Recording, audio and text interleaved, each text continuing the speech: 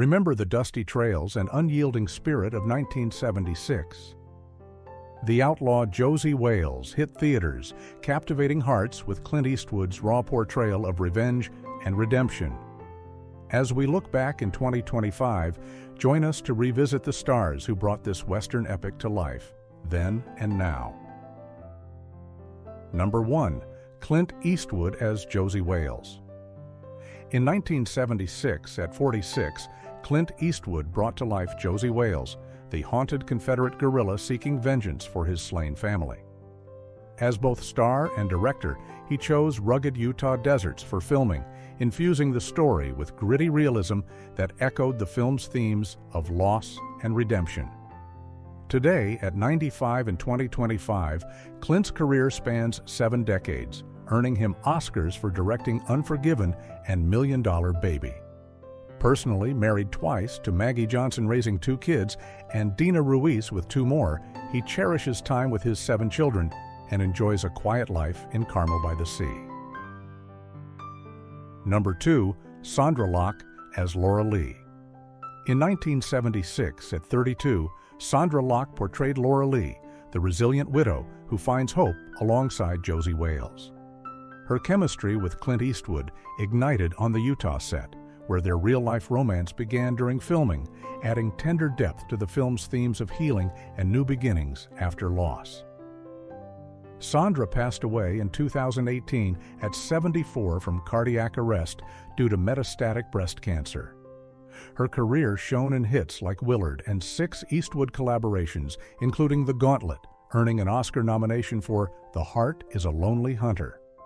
In personal life, she shared 14 passionate years with Clint without marriage or children, later directing films like Rat Boy, leaving a legacy of quiet strength and vulnerability. Number 3. Chief Dan George as Lone Wati.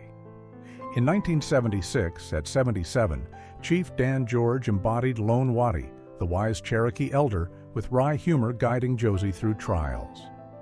Despite challenges memorizing lines on the dusty sets due to his age, his authentic presence, drawn from Tsleil-Waututh heritage, and improvised quips like the carrot joke enriched the film's poignant Native American perspectives and bonds of unlikely friendship. Chief Dan George passed in 1981 at 82, cause undisclosed. His late-blooming career, starting at 71, included an Oscar nomination for Little Big Man and roles in Harry and Tonto as a gentle storyteller. As a poet, musician, and tribal chief, he raised a large family of 8 children, advocating for indigenous rights, his gentle wisdom and cultural pride enduring in hearts forever. Number 4. John Vernon as Captain Fletcher. In 1976, at 44, John Vernon commanded as Captain Fletcher, the conflicted Union officer torn by loyalty and regret in the chaos of war. Trained at London's Royal Academy of Dramatic Art, his booming voice and intense presence brought moral complexity to the battlefield scenes, mirroring the film's deep exploration of war's lingering scars and the cost of divided allegiances. John Vernon died in 2005 at 72 from a heart attack. With over 100 credits, he excelled as memorable villains like Dean Wormer in Animal House and the Mayor in Dirty Harry, even voicing gods in cartoons. Married twice, first to Nancy West and then Joan Regina, fathering 2 sons, he lived vibrantly in Los Angeles, his commanding legacy and theatrical flair unmatched in Hollywood's Hall of Icons. Number 5. Will Sampson as 10 Bears. In 1976, at 43, Will Sampson stood tall as 10 Bears, the Comanche chief negotiating peace with quiet dignity amid frontier tensions. A Muskogee Creek artist and rancher new to major films after One Flew Over the Cuckoo's Nest, his towering 6'7" frame and measured delivery lent profound gravitas to the council scenes, honoring themes of Native resilience and cross-cultural understanding.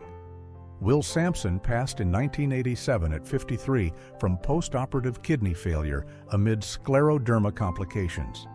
His roles in Poltergeist 2 and Fish Hawk highlighted his gentle yet powerful screen presence. Married with children, he painted vibrant works, ranched in Oklahoma, and founded the American Indian Registry for the Performing Arts, his spirit of advocacy and artistic soul unyielding in legacy. Number 6. Bill McKinney as Captain Terrell. In 1976, at 45, Bill McKinney menaced as Captain Terrell, the ruthless red-leg leader whose cruelty ignites Josey's unquenchable fury. Already Clint Eastwood's trusted heavy from Deliverance, his chilling, gravelly delivery in the brutal raid scenes amplified the film's raw depiction of wartime atrocities, retribution, and the haunting shadows of vengeance on the human spirit. Bill McKinney died in 2011 at 80 from esophageal cancer. A staple in 7 Eastwood pictures like The Gauntlet and Bronco Billy, he also shone as a doomed gunslinger in The Shootist. Unmarried and embracing a solitary life in California, after years as an avid smoker in his youth, his tough guy aura and versatile villainy remain forever etched in Western lore and beyond. Number 7. Royal Dano as 10-Spot. In 1976, at 54, Royal Dano rambled memorably as 10-Spot, the quirky card sharp with a twangy drawl peddling dreams amid the frontier dust. Known for his gravelly voice from 7th Cavalry, his improvised banter on the saloon sets brought whimsical levity to the film's heavier tones, highlighting the oddball survivors piecing together lives in a lawless West. Royal Dano died in 1994 at 71 from a heart attack. With over 140 roles, he voiced Abraham Lincoln in cartoons and shone in The Naked City as a brooding everyman. Married to Terry since 1944, raising 3 children, he lived modestly in Tennessee, painting and playing guitar in his later years, his distinctive timbre and soulful vulnerability forever warming the edges of Hollywood's golden age. Number 8. Sheb Wooley as Travis Cobb. In 1976, at 55, Sheb Wooley grinned slyly as Travis Cobb, the opportunistic farmer, turned reluctant outlaw, joining Josey's band with folksy charm. A country singer with hits like The Purple People Eater, his musical background infused lively harmonica scenes on location, blending humor and heart into the film's tapestry of makeshift family forged from frontier hardships. Sheb Wooley passed in 2003 at 82 from leukemia. His career sparkled in High Noon as a doomed deputy and TV's Rawhide, plus Grammy-winning novelty songs that delighted generations. Married 3 times, lastly to Linda Dotson for 20 years, father to 2 sons, he ranched in Tennessee, his playful spirit and melodic legacy riding high in memories of simpler, song-filled times. Number 9. Sam Bottoms as Jamie. In 1976, at 21, Sam Bottoms captured youthful idealism as Jamie, the loyal young Confederate sidekick to Josey, learning hard lessons of survival. Fresh from the Last Picture Show acclaim, his earnest delivery in the campfire tales and desperate chases added poignant innocence to the film's brutal odyssey, evoking the lost dreams of a generation torn by war. Sam Bottoms passed in 2008 at 53 from glioblastoma multiforme, a brain tumor. His career included Apocalypse Now as a shell-shocked sailor and Bronco Billy, plus directing shorts. Married to Laura Mooney for 25 years, father to 3 children, he lived creatively in Los Angeles, his gentle spirit and artistic passion a bittersweet reminder of fleeting youth in Hollywood's spotlight. Number 10. Len Lesser as Abe. In 1976, at 54, Len Lesser growled as Abe, the grizzled Texas rancher offering wary shelter to Josey amid outlaw pursuits. A World War II veteran with a distinctive rasp from stage work, his skeptical glares and folksy warnings in the homestead scenes deepened the film's portrayal of frontier mistrust, turning to reluctant alliance in times of peril. Len Lesser died in 2011 at 88 from pneumonia related to cancer. Iconic as Uncle Leo on Seinfeld for 15 years, he appeared in over 200 shows including The Munsters and Get Smart. Married to Janice Hansen for decades, father to a son, he enjoyed golfing in California. his quirky charm and enduring optimism a warm thread in the fabric of classic television memories. Number 11. Joyce Jameson as Rose. In 1976, at 49, Joyce Jameson charmed as Rose, the saloon singer with a sultry voice luring travelers in the film's rowdy towns. A nightclub veteran from The Ed Sullivan Show, her flirtatious duets and heartfelt renditions on the dimly lit sets wove threads of fleeting romance and melancholy into the Western's rugged narrative of wandering souls. Joyce Jameson passed in 1987 at 59 by suicide through an overdose of pills amid personal struggles. Her career sparkled in The Twilight Zone and Gunsmoke episodes, plus voicing in cartoons. Married briefly to Billy Sandlin without children, she performed jazz in Los Angeles clubs, her luminous talent and vulnerable grace a poignant echo in the annals of entertainment's unsung melodies. Number 12. Woodrow Parfrey as Carpetbagger. In 1976, at 54, Woodrow Parfrey schemed slyly as Carpetbagger, the opportunistic Yankee peddler stirring trouble in post-war Missouri. From Broadway's Waiting for Godot, his wiry intensity and sly monologues in the Trading Post encounters sharpened the film's satire on Reconstruction greed, underscoring the era's deep divides and the cunning survivors navigating them. Woodrow Parfrey died in 1984 at 61 from a heart attack. With 90 credits, he excelled in Planet of the Apes as a treacherous advisor and the Fall Guy.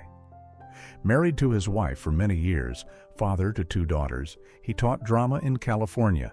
His intellectual depth and theatrical fire, a steady light in the theater world's cherished history. Number 13. Paula Trueman as Grandma Sarah. In 1976, at 79, Paula Trueman embodied Grandma Sarah, the feisty pioneer matriarch, leading her wagon train with unyielding grit. A silent film survivor from the 1920s, her sharp-tongued wisdom and tender moments around the evening fires lent authentic warmth to the film's depiction of family bonds enduring the harsh trek west. Paula Trueman passed in 1994 at 96 from natural causes. Her long career included To Kill a Mockingbird as Mrs. Henry Lafayette Dubose and stage work in The Corn is Green. Married to William F. Truman, mother to a son, she lived quietly in New York, her indomitable spirit and grandmotherly affection a comforting legacy in cinema's elder stateswomen. Number 14. William O'Connell as Sim Carstairs. In 1976, at 47, William O'Connell ferried slyly as Sim Carstairs, the opportunistic riverman haggling with Josey at the foggy crossing, blending humor with hazard. A character actor from Broadway's underbelly, his quick-witted banter amid the Missouri waters added sly levity to the film's relentless pursuit, capturing the quirky opportunists thriving on the era's chaotic fringes. William O'Connell died in 2024 at 94, cause undisclosed.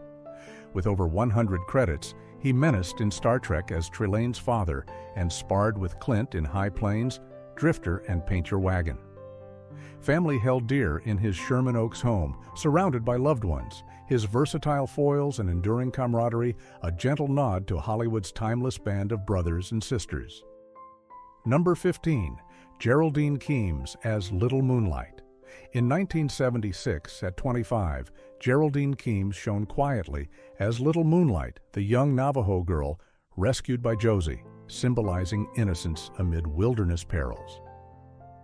Debuting from her Navajo heritage inspired by her grandmother's storytelling, her wide-eyed resilience in the trail, hardships wove authentic threads of cultural grace into the film's epic journey of protection and unlikely kinship.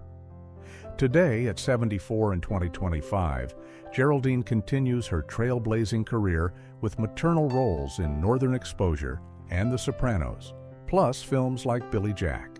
Rooted in Flagstaff, Arizona, she honors her Navajo family traditions, raising loved ones with the same storytelling spirit that launched her, her enduring poise and cultural heartbeat, a living, bridge to the screen's most soulful horizons. Thanks for watching. As the sun sets on these legendary trails, let Josey Wales inspire us with tales of resilience and the quiet power of second chances.